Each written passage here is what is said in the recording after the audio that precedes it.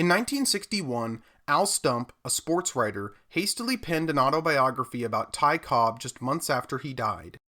Despite Cobb's ongoing lawsuit against Stump for inaccuracies, the book sensationalized alleged acts of violence.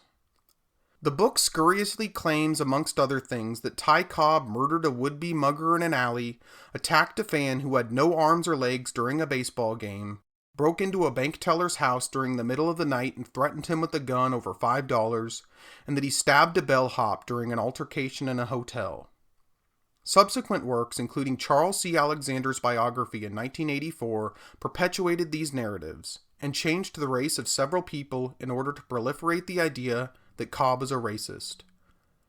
These ideas were further propagated by Ken Burns' baseball documentary in 1994 and the movie Cobb, released the same year.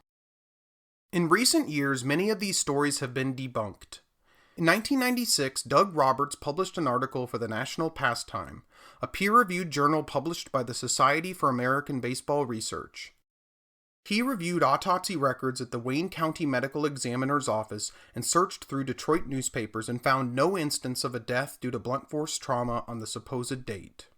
While census records proved that George Stanfield, the bellhop whom Ty Cobb allegedly stabbed, was white.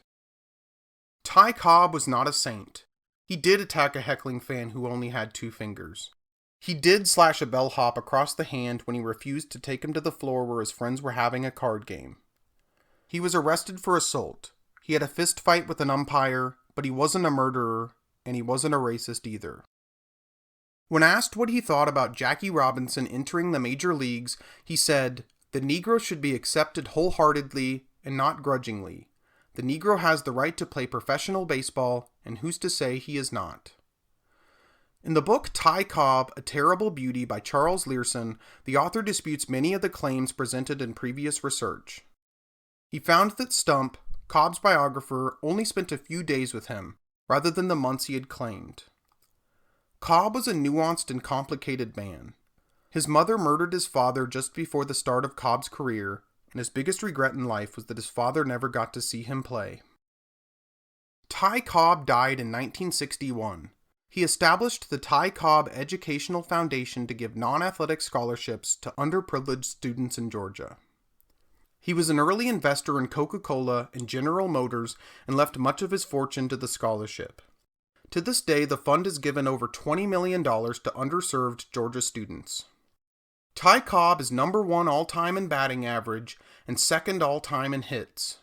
In the inaugural 1936 Hall of Fame class, he received 98% of the votes, more than Babe Ruth.